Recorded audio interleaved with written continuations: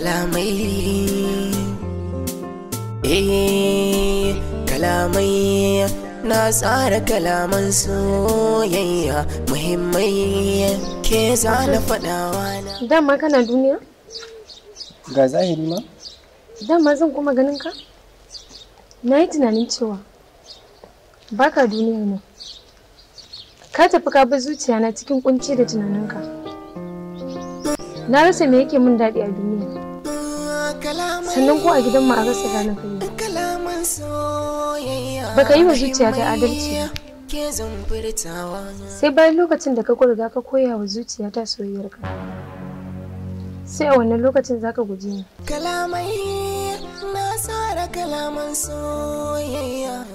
Ka sa 'yan gidanmu sun tsane ni suna ganin laifi.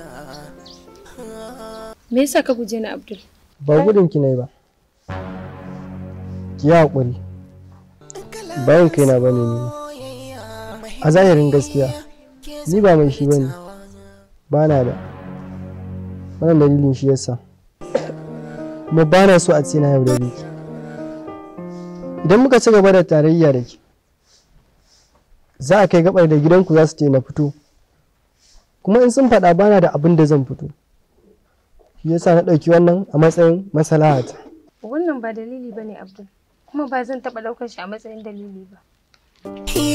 Gani na kan soyayya ni da ke mun dace. Kalarki har ma da su fake kyakkyawa ce. Guda an tare dubin mata kin zarce. Ki yarda da kalmomin da na furta sai mu yi soyayya. Kalamai